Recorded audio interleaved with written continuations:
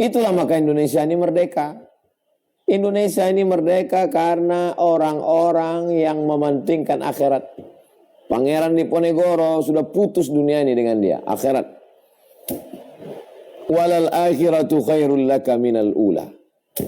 Wadduha wal laili idza saja ma wadda'aka rabbuka wa ma qala walal akhiratu khairul laka minal ula. S1, S2, S3, profesor, banyak mahasiswa. Jumawa angku sombong, saya yang paling hebat. Tidak, masih ada akhirat. Kau akan diminta tanggung jawab tentang ilmu-ilmu musuh. Belum tentu selamat di akhirat. Ini yang pertama. Kalau mau menjadi seorang muslim yang berkelas, bukan hanya sekedar sholat tiang agama. Bukan hanya sekedar puasa sunat, puasa junnah penjaga diri. Bukan hanya sekedar umrah. Al-umratu ilal umrati kafaratul lima bainakuma. Penghapus dosa. Bukan hanya sekedar sodakoh. Sodakoh menolong kita. Tapi juga ada pola pikir yang lebih besar. Bahwa ada yang namanya akhirat.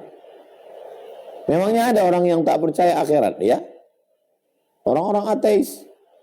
Hidup sesukanya, hidup sedosanya, hidup semabuknya. Kalau bahagia, bahagianya tertawa, terbahak. Tapi kalau udah susah, stres, depresi, bunuh diri, mati. Kita enggak.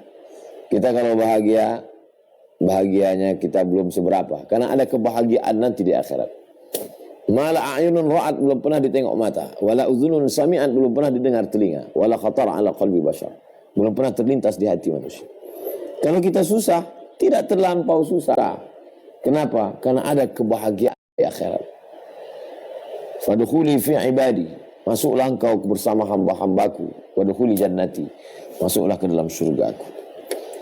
Ini bagian yang pertama. Wal akhiratu khairul laka minal ula. Wal akhiratu khairul laka minal ula. Wal akhiratu khairu wa abqa. Akhirat lebih baik, lebih kekal. Yang kedua,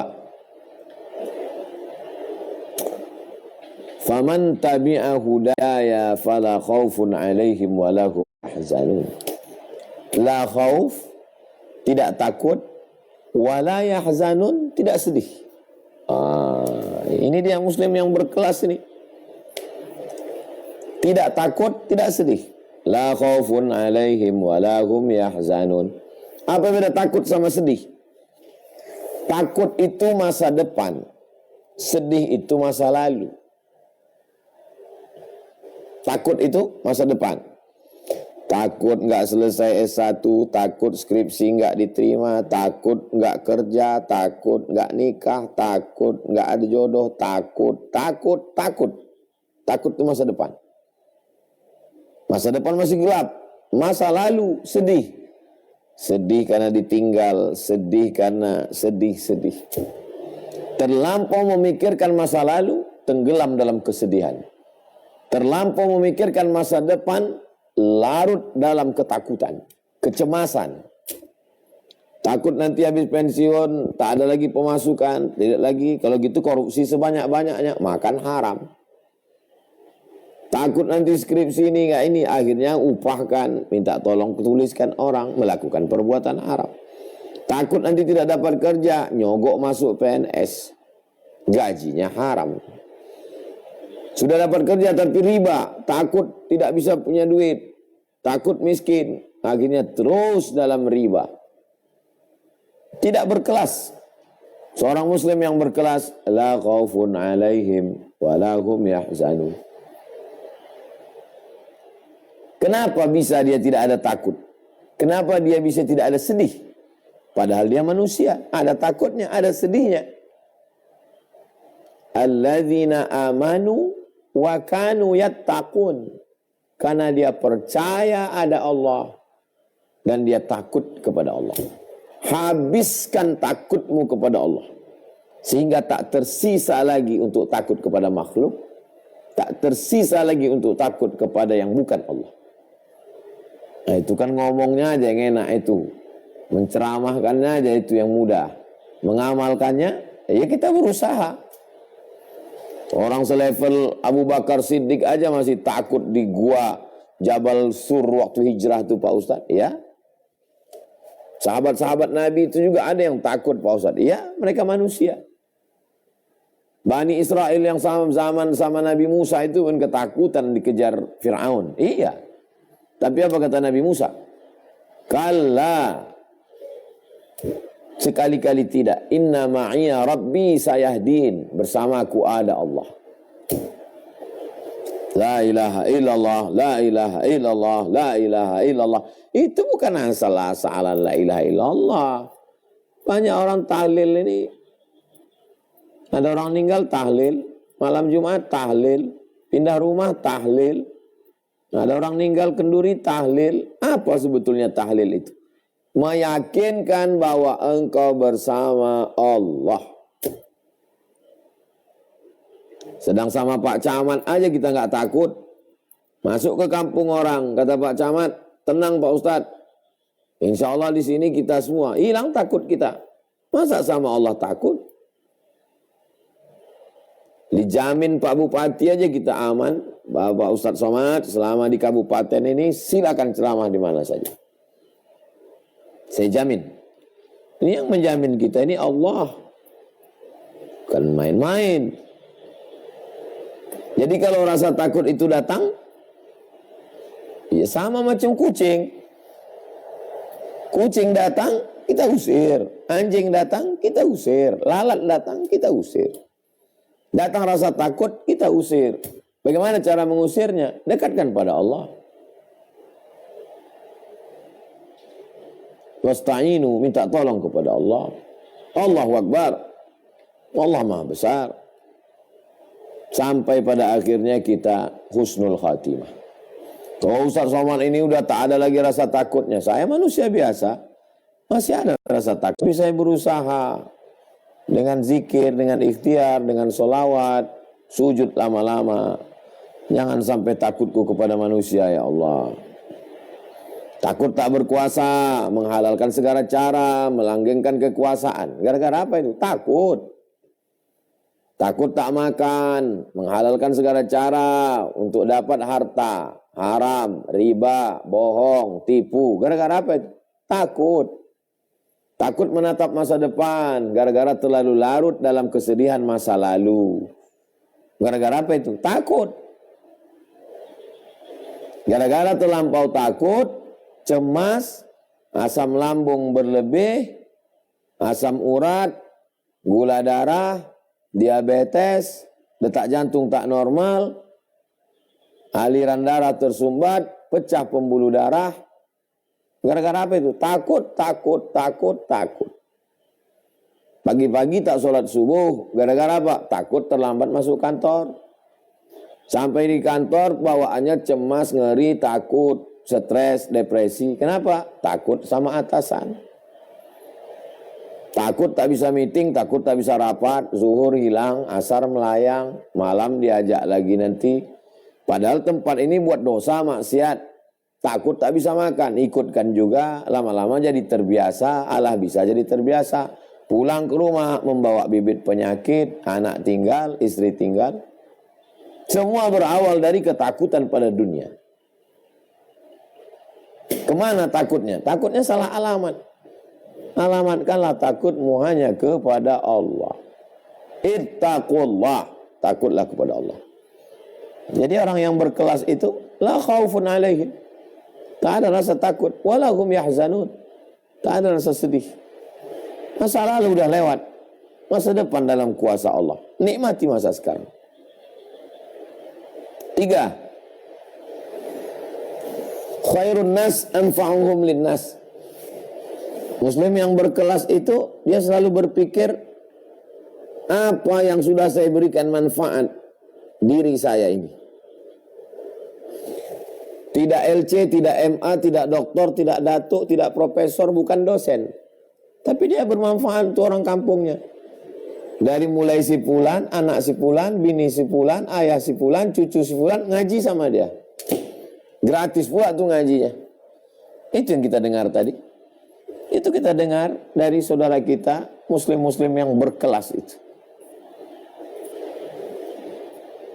Dari mulai atuk si fulan, punya anak ayah si fulan, punya anak cucu si fulan, itu ngajinya sama saya Pak Ustadz. Penggali-penggali kubur yang dikumpulkan Ustadz Lukman sebanyak 800, 900, 1000 orang. Mereka tak pernah berpikir, kita pun tak pernah kenal dan tak mau kenalan sama orang penggali kubur. Tak punya kartu nama, tidak pernah buat baleho. Tapi ketika ada orang meninggal, dia hadir, datang. Apa prinsip hidup mereka? Anfa'uhum linnas. Sejauh mana kebermanfaatan kita untuk orang lain. Ayah kandung pun tak dapat manfaat, mak kandung pun tak dapat manfaat. Anak tak dapat manfaat, istri tak dapat manfaat, adik, abang, kakak tak dapat manfaat. Apalagi orang lain. Atau sebaliknya, ada jenis manusia ini untuk orang lain semua dapat manfaat, tapi orang dekat dia tak dapat manfaat. Tak meleleh Pak Ustadz. Ibarat air digenggam tak meleleh. Tak ada manfaatnya. Apa manfaat hidup kita? Saya jauh berjalan, banyak dilihat, lama hidup, banyak dirasa, ketemu dengan orang-orang yang luar biasa. Di antaranya yang baru saja meninggal, Habib Mahdi bin Syihab. Jadi rupanya orang-orang baik itu setelah dia meninggal baru orang cerita kebaikan-kebaikan. Setiap kami datang Pak Ustadz, makanan ada terus nggak tahu datangnya dari mana. Kami semua ngumpul Pak Ustadz, ada grup hadrah, ada masfurah kelompok ustadz-ustadz.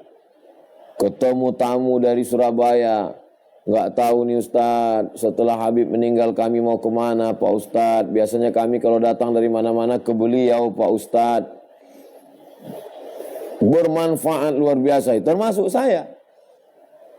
Kayak mana nih ke depan nih kalau mau ke Sumatera Selatan. Nah, jadi saya ngasih contoh, tak usahlah jauh-jauh. Cerita tentang sahabat Nabi, memanglah mereka orang pilihan. Ini yang hidup sekarang ini, yang sama dengan saya berjalan ini.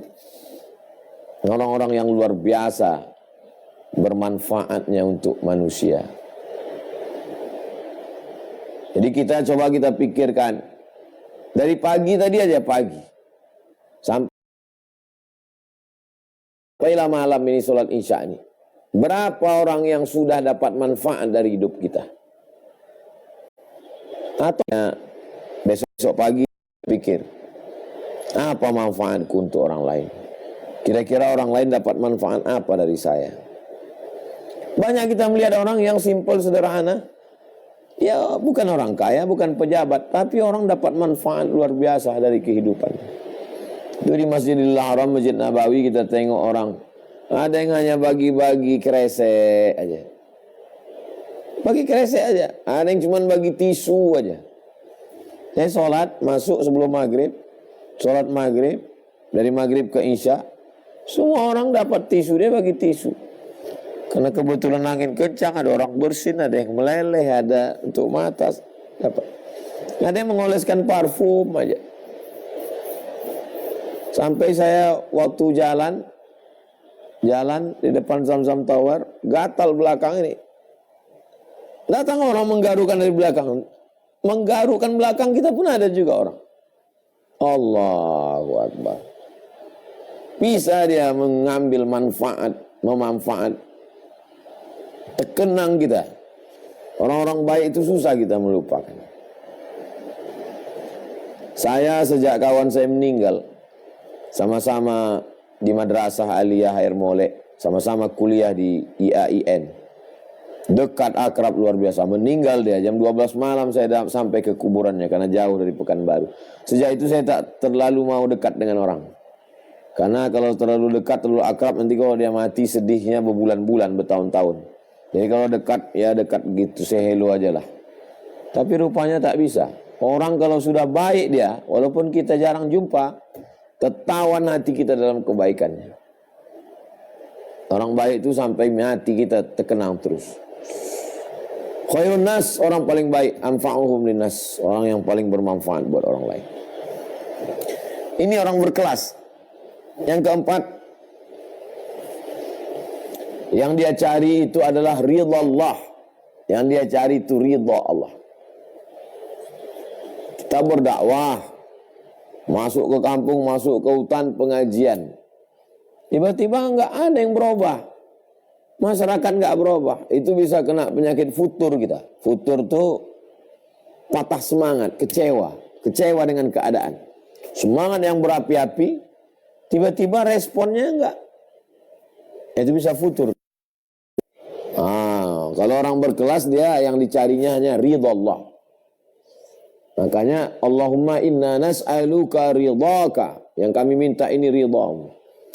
Makanya ulama-ulama tasawuf itu sebelum berzikir, ilahi anta maksudi. Yang kami maksud ini engkau. Wa ridhaka matlubi. Ridhamu yang kami cari. Orang kaya bangun masjid, ngasih santunan anak yatim. Ternyata respon masyarakat tidak seperti yang diharapkan. Pas kata sambutan nggak disebut, nggak ada penghargaan, orang cuek, kecewa. Gara-gara apa? Berarti nggak berkelas. Kalau dia berkelas, masa bodoh sama respon orang. Yang penting kita buat aja. Wa qul malu, berbuatlah, fasayarallah. Allah yang akan melihat amalakum, amal kamu, wa rasuluh. Jadi orientasi utamanya adalah ridha Allah, mencari ridha Allah Subhanahu wa taala.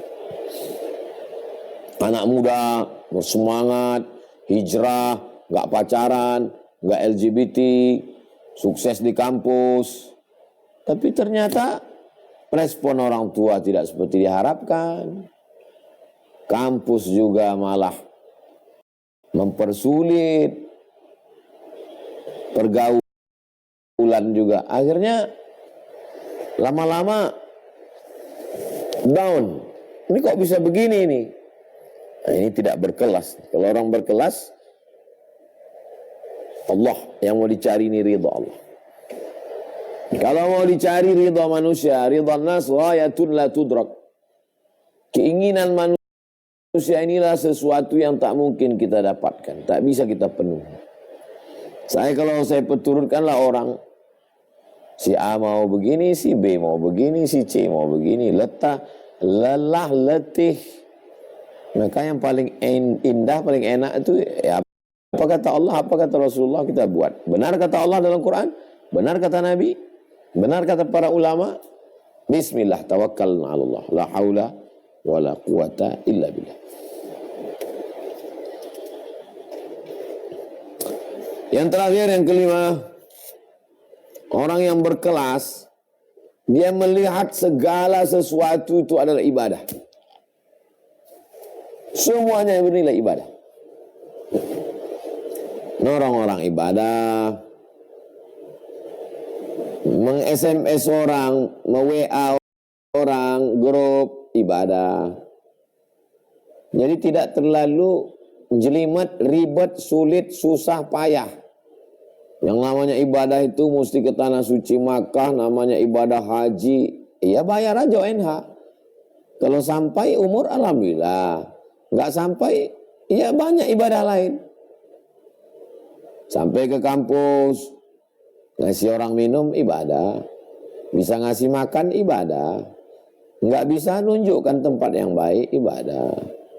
Bantu orang ibadah. Zikir ibadah, senyum ibadah. Apa ini anak muda kok tidur aja? Ya, tidur itu pun ibadah. Loh, masa tidur ibadah? Ibadah itu kan dua. Yang pertama, mengerahkan kemampuan untuk berbuat baik. Yang kedua, menahan diri untuk tidak buat. Itu jenis ibadah yang nomor dua. Karena kalau dia bangun, dia ke sana, dia naik motor, dia buat dosa. Bagus aku di rumah aja tidur-tiduran. Nggak jadi buat dosa. Tapi bukan berarti gara-gara dengar ini jadi orang anak muda yang bermalas-malasan. Jadi kalau ada orang mengunci dirinya di rumah hari libur, dengan itu dia tidak buat dosa, dia sudah beribadah. Coba lihat hadis tentang orang yang terjebak di dalam gua. Kan dia bertawassul itu. Yang pertama bertawassul dengan mengerahkan hartanya karena dia bersedekah. Yang kedua bertawasul dengan mengerahkan tenaganya karena dia berbakti pada ayah ibunya. Tapi yang nomor 3 itu ibadah dia nggak jadi berzina. Nggak jadi berzina itu kan menahan. Ada semua potensi. Motor ada, uang ada, handphone ada, hotel ada, jalan ada. Tapi dia nggak mau buat dosa, itu ibadah. Beda sama orang nggak melakukan karena nggak ada kesempatan. Ini memang ada kesempatan, tapi dia tidak mau melakukan. Itu ibadah, berkelas. Kenapa? Karena dia melihat semuanya adalah ibadah. Dari mulai buka mata, alhamdulillahilladzi ahyana ba'da ma amatana wa ilaihin nusyur. Bangkit dari tempat tidurnya, masuk ke toilet, Allahumma inni a'udzubika minal khubuthi wal khaba'is. Keluar dia dari toilet, ufranaka. Melangkah dia ke masjid, bismillah tawakkaltu 'ala Allah la haula wala quwata illa billah. Duduk dia mendengar pengajian. Besok subuh membaca Riyadhus Shalihin. Salat sunan Isyraq. Habis itu pulang. Sarapan lontong sayur, dibayarkannya kawannya. Ibadah. Habis itu aktivitas lain, tetap masuk kantor yang, tetap bekerja di pasar, tetap dagang, bisnis, tetap masuk kelas, zuhur, asar, maghrib, isya dengan keluarga, ibadah. Sehingga tidak ada satupun yang kosong daripada nilai ibadah. Sampai pada akhirnya menutup mata dalam keadaan La ilaha illallah Muhammadur Rasulullah sallallahu alaihi wasallam. Ngasih makan kucing, ibadah. Ngasih makan ayam, ibadah. Bikulli kabidin ratbin shadaqah. Ngasih makan ikan, ibadah. Saya pagi, sebelum sholat subuh, sebelum keluar rumah, kasih makan ikan, ibadah. Bikulli kabidin ratbin shadaqah. Dalam setiap hati yang basah, makhluk hidup yang menerima kebaikan, menyiram tanaman, ibadah. Tapi hati-hati juga kalau sampai gara-gara kita mati dia, kita juga ikut berdosa. Kalau kita pergi, kita pesankan ke orang lain. Jadi menjadi seorang muslim yang berkelas berawal dari cara berpikir. Sehingga kalau kita paham, itu meringankan amal. Tapi memberatkan timbangan insya Allah. Sampai jam 8.40, sebagaimana biasa kita kembalikan ke Bang Alvin Firdaus. Selanjutnya kita kembangkan dalam dialog interaktif. Terima kasih, berkah selalu. Assalamualaikum warahmatullahi wabarakatuh. Waalaikumsalam warahmatullahi wabarakatuh. Baik, alhamdulillah, barakallah. Banyak ilmu yang bisa kita dapat malam hari ini, Bapak Ibu rahmatullah. Nyatet ya, saya juga ikut nyatet. Ada berapa poin? Ada 5 poin yang disampaikan Tuan Guru tadi. Untuk jadi muslim yang berkelas, jadi muslim berkelas itu satu. Muslim berkelas adalah yang yakin adanya kehidupan akhirat. Kemudian muslim yang berkelas itu tidak takut kecuali kepada Allah dan tidak bersedih hati. La khaufun 'alaihim wa la hum yahzanun. Yang ketiga, khairun nas anfa'uhum linnas. Sebaik-baik manusia adalah yang paling bermanfaat bagi manusia yang lain. Yang keempat, hanya mencari ridha Allah. Kemudian yang kelima, orientasi aktivitasnya, pekerjaannya itu hanya untuk beribadah kepada Allah. Baik, insyaallah. Dapat ya poin-poinnya ya. Baik, Bapak Ibu rahmatullah, kita akan lanjut ke sesi berikutnya, sesi tanya jawab. Tapi sebelum itu kami mengucapkan terima kasih kepada pihak-pihak yang sudah berkontribusi pada malam hari ini. Kegiatan Hijrah Bersama UAS pada malam hari ini tentu tidak akan BES dan aplikasi peperan BES dan masih sejuta pemuda saya dan para teman-teman di belakang layar. Mudah-mudahan apa yang sudah dikerjakan menjadi amal jariah kita semuanya. Baik, sebelum ke para jemaah, saya ingin bertanya nih Ustaz, terkait menjadi muslim berkelas. Ini konteksnya kalau dalam kehidupan bernegara, apalagi kita hari ini rame-rame sedang membahas kontestasi politik 2024. Bijaknya kita menjadi muslim berkelas di konteks negara itu seperti apa, Ustaz?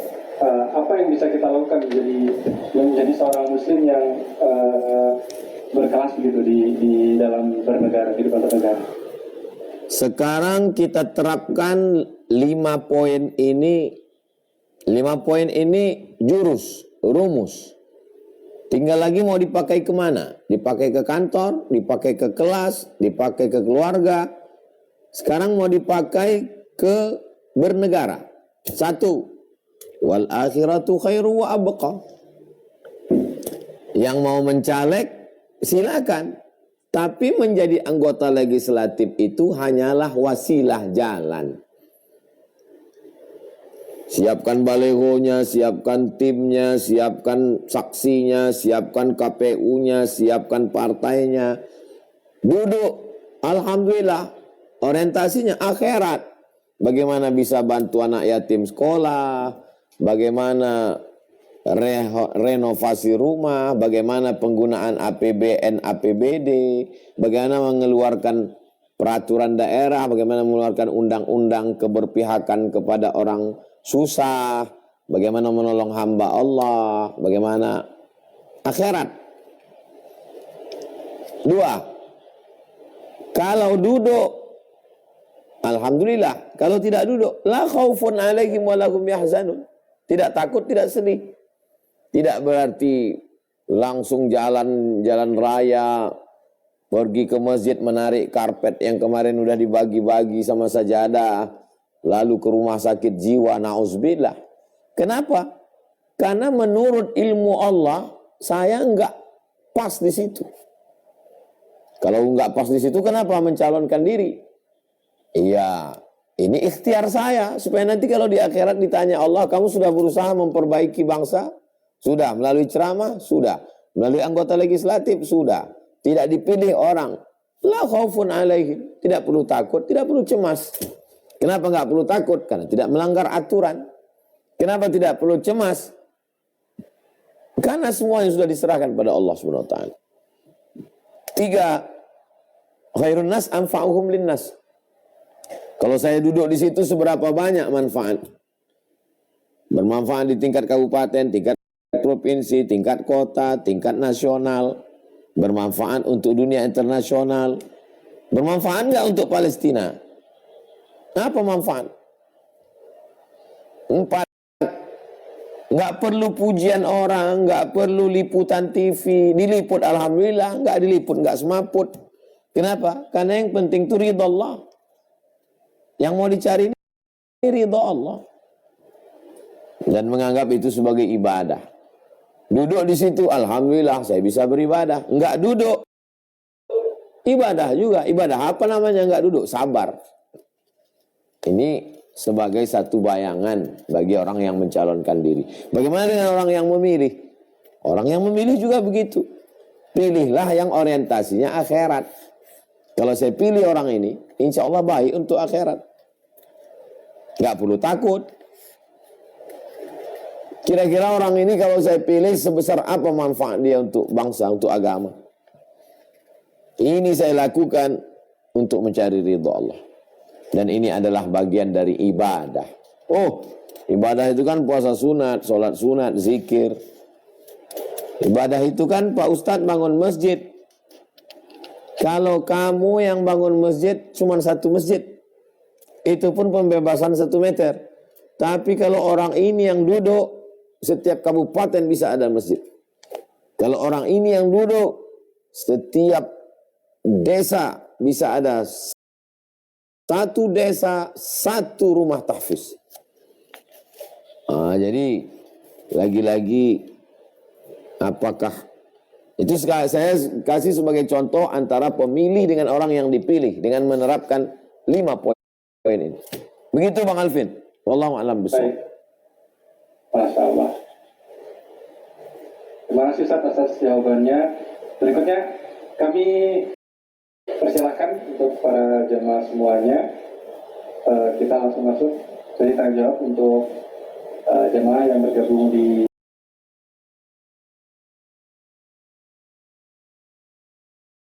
Zoom. Pertanyaannya bisa sama lewat raise hand. Kemudian yang kedua boleh chat di akun bernama Dok Haris. Pada Dok Haris kami persilakan open mic-nya dulu.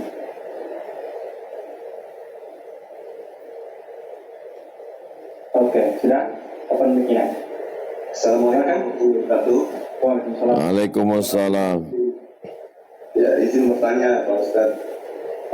Mengenai yang terakhir Pak Ustadz, cara bertawasul yang benar itu seperti apa Ustadz? Takutnya yang saya takutin malah kayak kesannya saya mengungkit ibadah yang pernah saya lakukan dan menghilangkan pahala tersebut, pahala ibadah tersebut Ustadz. Itu aja Ustadz. Assalamualaikum warahmatullahi wabarakatuh. Waalaikumsalam warahmatullahi wabarakatuh. Ini saya pegang buku 37 masalah populer. Dalam pembahasan tentang tawassul. Dalam pembahasan tawassul itu ada satu hadis Sahih Al-Bukhari membahas tentang bagaimana ada 3 orang yang terjebak di dalam gua. Lalu kemudian orang itu berdoa kepada Allah Subhanahu wa taala. Ya Allah, berkat sedekahku, bukakanlah pintu gua ini. Terbuka pintu gua karena sedekah. Ya Allah, berkat aku berbakti kepada ayah ibuku, bukakanlah pintu gua ini. Terbuka. Halaman 206. Ya Allah, berkat aku tak jadi berzina, bukakanlah pintu gua ini. Terbuka. Nah, itu dalil. Oh, nanti Pak Ustadz saya khawatir ini malah jadi riya. Kita kan ngomongnya sama Allah, bukan live streaming. Live streaming kita dengan Allah Subhanahu wa taala. Nah, jadi bertawasul dengan amal saleh pada halaman 206 tak dapat terbantahkan lagi tentang hadisnya adalah hadis sahih. Jadi mintalah kepada Allah Subhanahu wa taala. Ya ayyuhalladzina amanu, hai orang yang percaya, ittaqullah, takutlah kepada Allah, wabtaghu ilaihil wasilah. Bertawassullah dengan amal soleh. Minta kepada Allah Subhanahu wa taala. Ya Allah, berkat ini tolonglah aku ya Allah. Begitu juga ketika sebelum baca doa, baca Al-Fatihah. Bismillahirrahmanirrahim. Alhamdulillahirabbil alamin arrahmanir rahim maliki yaumiddin iyyaka na'budu wa iyyaka nasta'in ihdinas siratal mustaqim siratal ladzina an'amta 'alaihim ghairil maghdubi 'alaihim waladdallin amin. Allahumma shalli ala sayyidina Muhammad wa ala ali sayyidina Muhammad. Berkat surat Al-Fatihah yang kubaca ini ya Allah. Itu namanya bertawassul dengan amal soleh. Amal solehnya apa? Baca Al-Fatihah. Demikian. Wallahu a'lam bishawab. Syukran Ustaz. Afwan. Terima kasih Ustaz. Barakallahu fikum. Amin. Baik, tegap Pak Haris ya. Baik, lanjut saja supaya efisien waktunya. Kami persilakan ke penanya berikutnya. Ibu Khairun Nisa, Kausar. Assalamualaikum Ustaz. Waalaikumsalam warahmatullahi. Terima kasih Bang Alvin sudah diberi kesempatan. Saya mau menanyakan polemik yang sekarang lagi terjadi karena adanya peperangan di Palestina dan Israel. Sebagai bangsa Indonesia, kita bersikapnya harus seperti apa? Karena adanya perusahaan-perusahaan atau bisa secara khusus seperti restoran yang mungkin secara global terafiliasi dengan Israel gitu, tapi mereka tidak menyatakan statement yang tegas, tidak membela atau mungkin kontra gitu, tidak seperti cabang-cabangnya yang di luaran yang bisa memberi tindakan yang tegas dan statement yang tegas. Tapi kebetulan di Indonesia statementnya tidak tegas apakah membela ke Israel atau tidak. Nah, yang mau saya tanyakan itu kebetulan perusahaan tersebut punya banyak karyawan Indonesia dari bangsa Indonesia gitu. Dan bagaimana sikap kita sebagai Muslim yang berkelas? Terima kasih Ustaz. Satu, Islam itu mengajarkan keberpihakan. Kenapa burung pipit dibela sedangkan cicak dibunuh? Karena keberpihakan. Cicak tidak berpihak. Cicak berpihaknya ke yang membakar Nabi Ibrahim alaihissalam. Burung pipit berpihaknya dengan menyiramkan. Jadi Islam ini tidak mengajarkan kita menjadi orang yang abu-abu, tidak berprinsip. Jadi kalau ada perusahaan internasional buka cabang di Indonesia, yang kita lihat mana? Yang kita lihat internasionalnya. Kalau dia mensupport Israel, maka kita makan di sini support Israel. Makan di sini rendang Minangkabau. Ya, makan kita makan rendang kita. Ini yang jelas mensupport Palestina. Ya Pak Ustadz, tapi ini karyawannya banyak, ininya banyak, kontribusinya banyak. Dia menjadi besar kan gara-gara pasar kita. Jangan lupa pasar Indonesia ini besar luar biasa. Ya kita hidupkanlah pasar kita. Nah, jadi jangan berdalih-dalih. Kita hanya mencari-cari dalih saja itu. Keberpihakan. Yang kedua, kita ini mencari kebenaran, bukan mencari pembenaran. Perusahaan ini lain Pak Ustadz. Mana mungkin dia bisa buka franchise kalau tidak ada support dari induknya di atas? Karena kita ramailah maka dia buka. Maka karyawannya jadi ramai. Kalau tidak, ya kita hidupkan.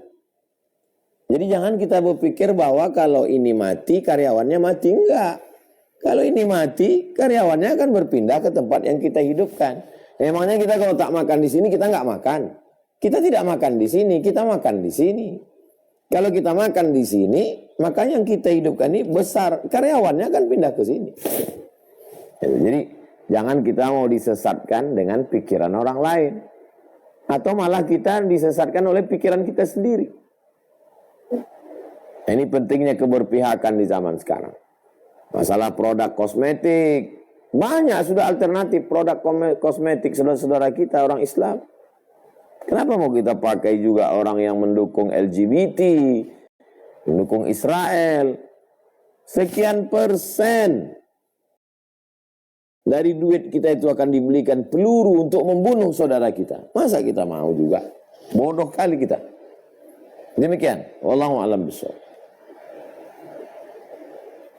Baik, terjawab Ibu ya.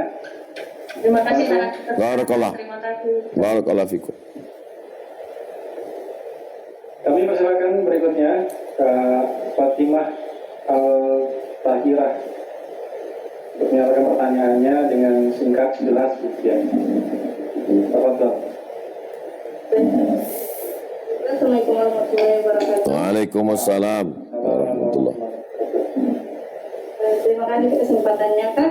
Izin bertanya, apa tentang rasa takut tadi? Nah, apa hukumnya saat mencontek atau membuka Google secara tanpa tahu dosen kita itu kalau kita mencontek pada Google gitu Ustaz. Nah, terus di besok berikutnya pas UTS itu tuh dosennya tidak bisa datang dan diwakilkan oleh dosen apa namanya itu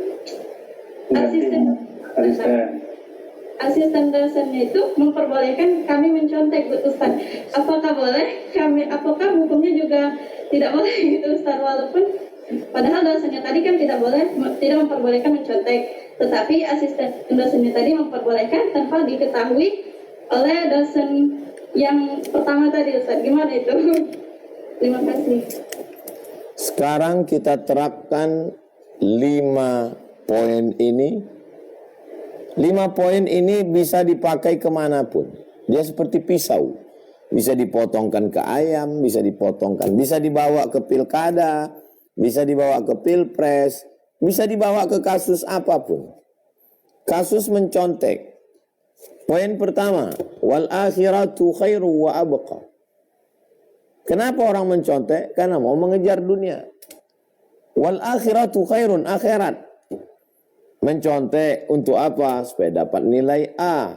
Kalau dapat nilai A dapat apa? Dapat ijazah.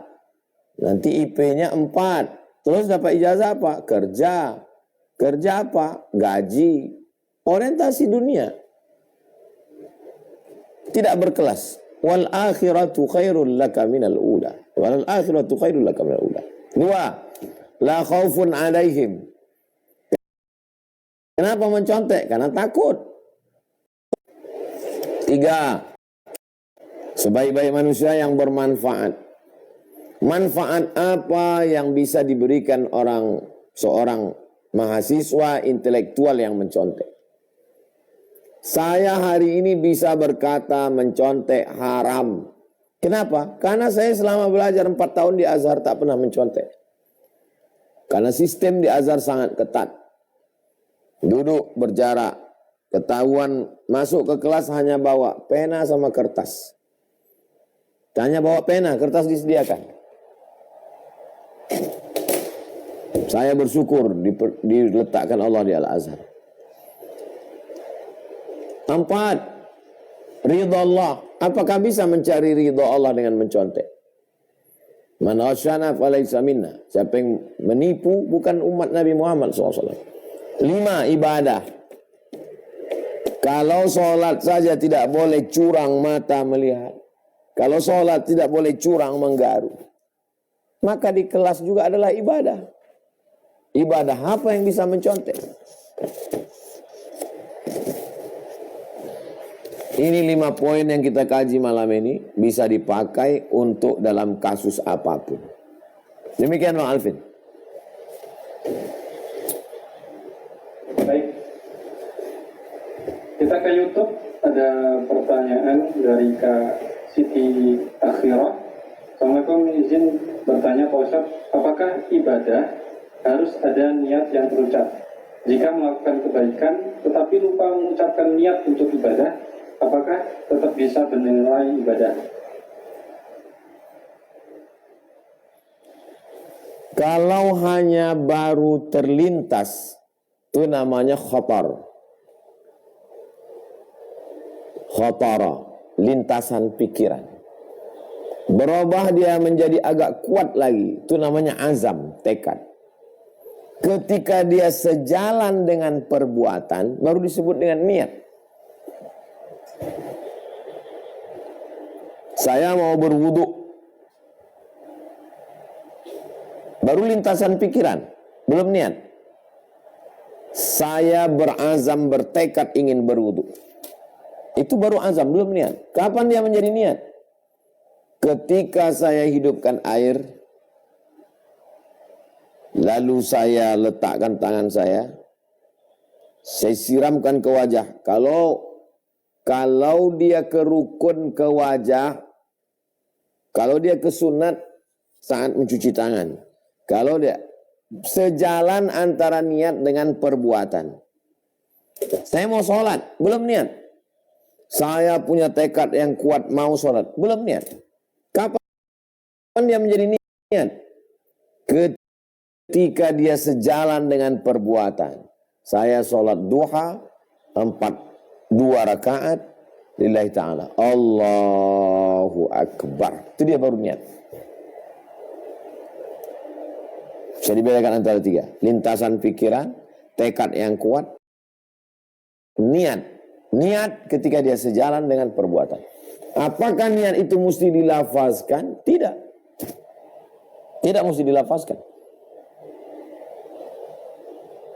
Melafazkan niat itu sifatnya anjuran untuk menolak was-was. Demikian Bang Alvin. Wallahu a'lam bishawab.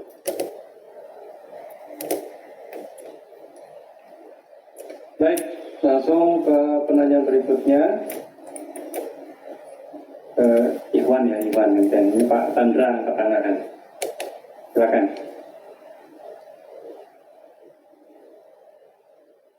Silakan Pak. Suaranya kurang jelas. Assalamualaikum Pak Ustaz. Waalaikumsalam warahmatullahi wabarakatuh Pak Tandra. Saya alhamdulillah 12 bulan yang lalu pernah ke Pekanbaru, tempat kawan yang namanya Al-Bahjah Pekanbaru. Alhamdulillah sampailah lihat Pondok Nurul Azhar. Alhamdulillah. Begini Pak Ustaz, saya mau bertanya, kita biasanya itu datang tempat wanita kan gitu. Dan biasanya kita ini niatnya dalam agar wanita itu mau kepada kita. Nah, kita jalan ke situ kan, kita niatnya memberikan hadiah gitu. Apakah itu termasuk menyogok si perempuan itu biar mau sama kita? Ini sistemnya bisa dikatakan ya kita ini naksir sama perempuan itu. Assalamualaikum warahmatullahi wabarakatuh. Kenapa anak Syuaib itu mau kepada Nabi Musa? Karena Nabi Musa menyelamatkan dia dari antrian yang panjang. Ini ngantri panjang. Nabi Musa mendorong batu yang menutup sumur, anak Syuaib bisa langsung. Jadi perkenalannya itu karena ada bertanam budi. Kata orang Melayu bertanam budi. Berbuat baik dulu. Kalau kata almarhumah ibu saya, tak menjulur kundur kalau tak menjulur labu. Jadi orang bertanam, ini pohon kundur, ini pohon labu. Bentuknya sama-sama hijau. Keluar pucuk labu itu, keluar pucuk kundur. Artinya apa? Buat baik kita, baru direspon orang juga dengan buat baik. Tapi buat baiknya itu pakai lagi jurus ini. Buat baik ini apa? Buat baiknya mencari ridha Allah. Buat baiknya ibadah. Kalau kita bawa makanan, niatnya cari ridha Allah karena ibadah. Jadi nikah sama dia, alhamdulillah. Tak jadi nikah sama dia, kita nggak minta balik duit itu. Ini beli apel udah 2 kilo. Sekali datang bawa teh tarik, bawa martabak. Kalau tak jadi, kita tulis di Facebook. Bagus tak usah ku bawa kemarin. Makanya niatnya karena Allah, mencari ridha Allah. Bagian dari ikhtiar dan usaha. Bagian dari ikhtiar usaha. Tahaddu tahabbu. Saling berbagi hadiahlah kamu, maka kamu akan berkasih sayang. Usaha, luruskan niat. Jadi sama dia, alhamdulillah. Tak jadi sama dia, berarti Allah menyiapkan yang lebih solehah dari dia. Tak ada yang sia-sia. La khaufun alaihim wa lahum yahzanun. Kita kan cerita orang berkelas ini sekarang. Yang nggak bisa nyambung dengan kajian malam ini berarti nggak berkelas deh. Demikian Bang Alfid. Baik, terima kasih Ustaz. Kami lanjutkan pertanyaan di kolom chat. Ini dari Kak Nidia Az-Zahra. Pertanyaannya tentang poin kelima yang sudah disampaikan tadi Ustaz. Memandang segala sesuatu sebagai kebaikan atau ibadah untuk meringankan amal dan memberatkan timbangan. Bagaimana jika ada di posisi ingin ibadah melalui mencari ilmu, namun ada ibadah untuk berbakti pada orang tua juga. Kiranya mana yang lebih diutamakan? Mau mengurus ibu. Ibunya mohon maaf, nauzubillah, ini sekedar perumpamaan. Ibunya pakai pampers di atas tempat tidur, tapi mau ngaji juga. Tinggalkan ibu dengan pampers di atas tempat tidur dengan pipisnya demi untuk mengaji, atau urus ibu tinggalkan mengaji.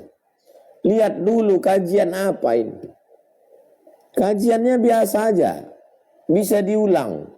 Apalagi sekarang ngaji, semua ustadz sekarang kajiannya ada rekamannya. Maka dulukan ibu dulu. Ibu. Itu ada tabligh akbar si anu. Nanti ada rekamannya itu. Ustadz Dasar Latif, ada rekamannya. Buya Yahya, ada. Bahkan sebagian streaming. Ustadz Adi Hidayat, nanti bisa ditonton di channelnya. Ibu ini dulu. Masa sampai hati kita tengok dia terbaring sama air kencing di tempat tidur. Kalau adik-beradik banyak ganti-gantian. Kak, untuk pengajian ini aku ke sana, kau rawat ini dulu. Nanti pengajian akan datang, kau ke sana, aku yang merawat ini. Semua bisa dimusyawarahkan. Semua bisa. Kita ini yang berbeda suku, berbeda bangsa, berbeda, akan ditemukan dalam satu titik. Titik yang mempertemukan kita adalah keikhlasan. Saya ketemu dengan Bang Alvin, saya ketemu dengan Ustadz Lukman, saya ketemu dengan sahabat-sahabat ini dari Aceh sampai Papua. Yang mempertemukan kami satu, keikhlasan. Nah, jadi bisa insya Allah. Demikian Bang Alvin. Wallahu a'lam bishawab.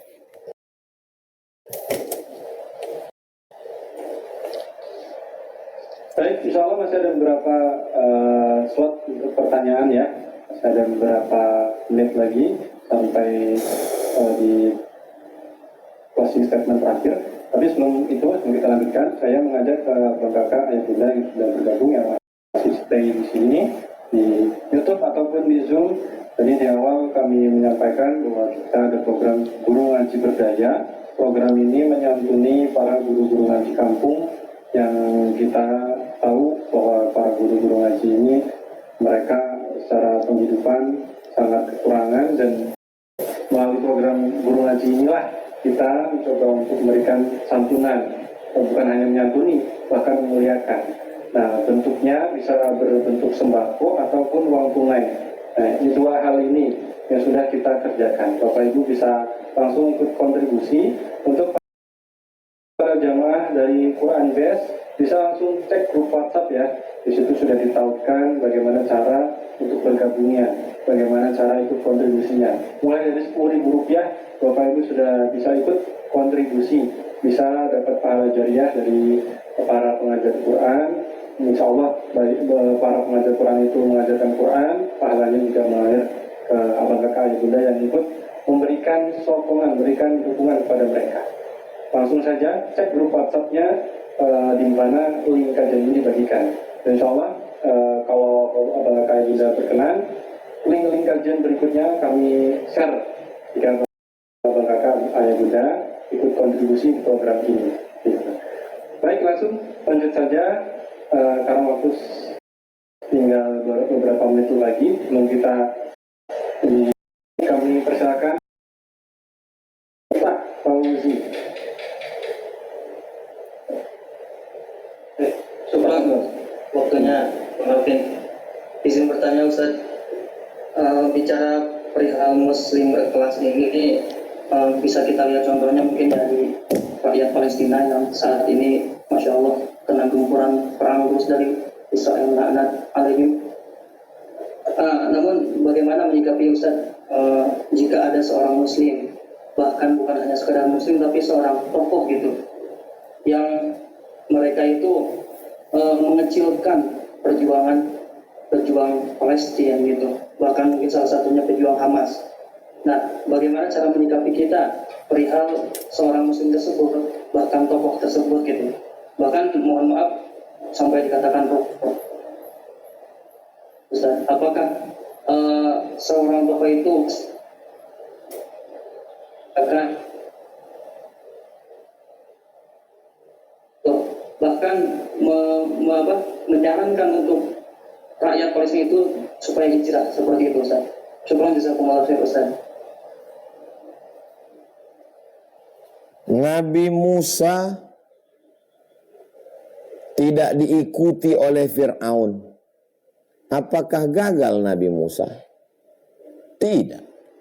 Nabi Musa tidak gagal. Nabi Musa itu maksum.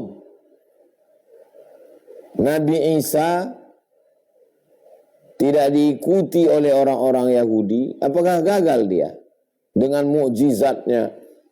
Yubri'ul akmaha wal abrasa, orang lumpuh, orang tuli, orang buta, orang peka, orang mati dihidupkannya atas izin Allah. Tetap juga orang Yahudi itu tak ikut. Tak gagal dia. Abu Jahal, Abu Lahab tidak ikut Nabi. Apakah gagal Nabi? Tidak. Jadi tak usah antum pikirkan mau tokoh, mau siapapun yang tidak peduli, nggak usah antum pikirkan. Yang penting antum sebagai anak muda, dan tidak hanya antum, siapapun, kita semua, manhajuna manhajul bayan. Kita hanya menjelaskan. Nabi Isa yang bisa menghidupkan orang mati aja orang nggak percaya. Apalagi kita yang cuman update status. Saya kalau orang tak percaya sama saya, nggak pusing kepala saya. Saya tak bisa menghidupkan orang mati. Saya tak bisa menyembuhkan orang lumpuh. Saya hanya bisa berteriak, berceramah, membacakan dalil. Dia tak percaya, ya nggak apa-apa. Saya terus bicara tentang Palestina. Sampai kapan? Bukan sampai dia percaya, sampai saya mati. Kalau sampai dia percaya, capek lah kita. 5 ini bisa antum pakaikan untuk pilkada, bisa antum pakaikan untuk meminang anak gadis, bisa antum pakai untuk Palestina, bisa antum pakai untuk pada orang yang tak percaya Palestina.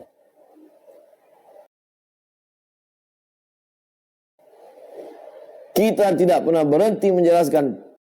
Kalau sampai orang percaya, kita mencari ridha orang. Kita mencari ridha Allah. Saya tiap ceramah akan tetap menyuarakan Palestina. Kenapa? Karena yang saya cari ridha Allah dan saya anggap itu ibadah. Bekal saya menghadap Allah SWT. Kalau saya pikirkan orang percaya, capeklah saya. Stres saya. Demikian Bang Alvin. Baik, pertanyaan terakhir Ustaz dari kolom chat di Zoom, akun bernama Hijrah. Sebentar.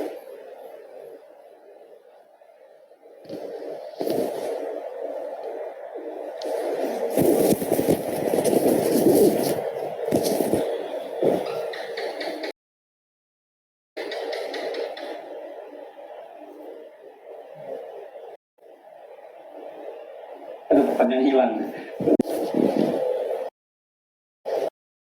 Kami pilih. Nah, Assalamualaikum Ustaz, mau bertanya siapa yang harus kita utamakan, orang tua dan istri? Bila saya anak pertama dan anak laki-laki satu-satunya di keluarga, manakah yang harus saya utamakan agar saya tidak berdosa kepada kedua wanita tersebut? Jadi antara istri dengan ibu itu tidak bisa antum pakai kaedah dulukan ini, tidak bisa gitu. Lihat dulu per kasus dia, apa kasusnya.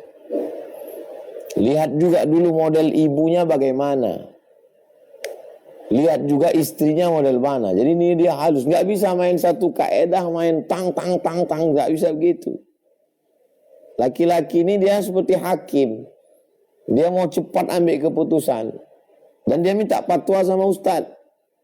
Ketika ustadz bilang ibu, udah ibu terus.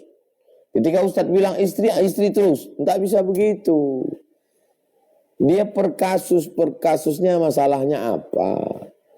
Dalam hal ini bisa jadi istri duluan. Kenapa? Karena ibunya dunianya kuat. Nah gitu. Tapi dalam kasus ini bisa jadi ibu. Istri ini kalah. Nah gitu. Ada kalanya ini didulukan, ada kalanya ini didulukan. Demikian, wallahu a'lam bishawab.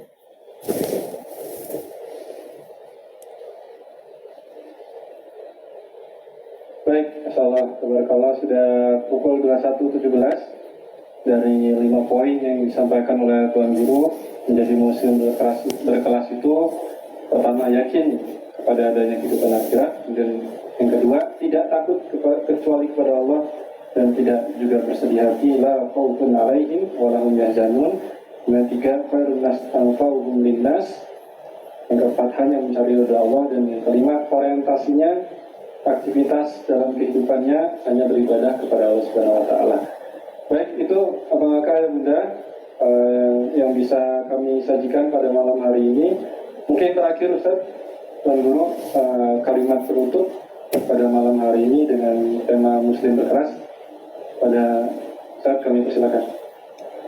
Habiskan takut untuk Allah, sehingga Allah tidak akan menyisakan ketakutan untuk selain Allah.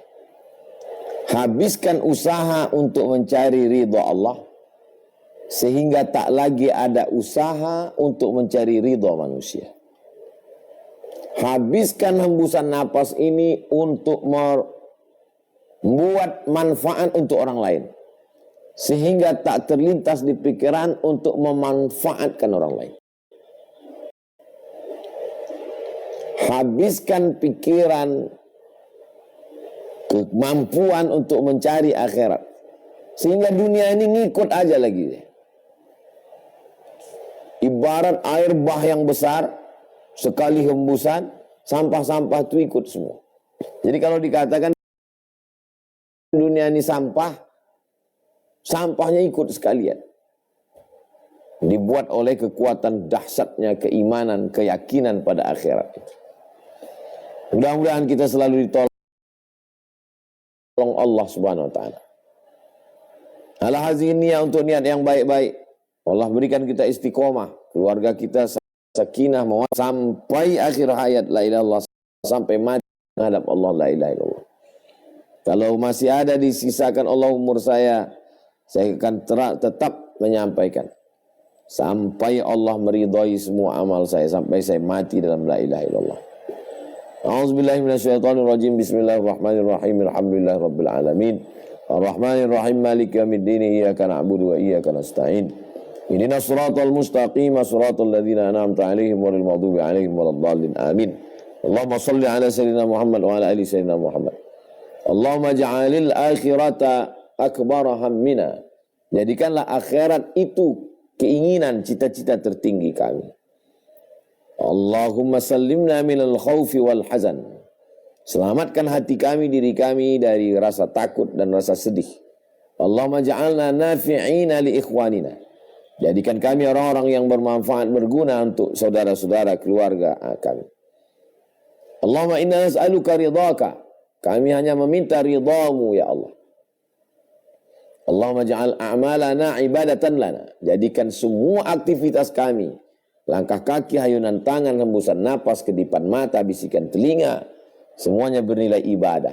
Allahumma ansur ikhwanana al-mujahidina fi Palestin. Tolong saudara kami yang ada di Palestina. Nasaraddin.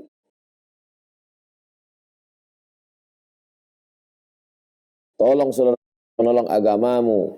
Wakhzulil kafarata wal musyrikin. Wa dammir a'da'aka a'da'ad-din. Allahumma syattid samlahum wa farik jama'ahum waj'al kaidahum fi nuhurihim. Allahumma dafa'na al-ghala' wal waba' wal fasha' wal riba' wal zina wal munkar. Allahumma akhtim lana bi husnil khatimah wa la takhtim alaina bi su'il khatimah. Allahumma hdi qaumana fa innahum la ya'lamun. Allahumma arzuqna imaman 'adila la tusallit alaina bi dhunubina man la yakhafuka wa la yarhamuna. Rabbana fil lana dhunubana wa li abaina wa li ummahatina wa li azwajina wa li dhurriyyatina wa liman wa sallallahu ala sayyidina Muhammad wa ala alihi wasallam walhamdulillahirabbil alamin. Terima kasih Bang Alvin beserta seluruh tim. Bapak semuanya, kita akan terus ngaji, selalu bersama. Barakallahu fikum. Wassalamualaikum. Jazakumullah khairan katsir pada guru kami Ustaz Abdul Somad yang sudah memberikan ilmu pada malam hari ini kepada kita. Insyaallah mudah-mudahan kami bisa paham, bisa mengamalkan dan juga bisa mengajarkannya kepada saudara-saudara kita yang lain. Baik. Buatkan video. 1, 2, 3.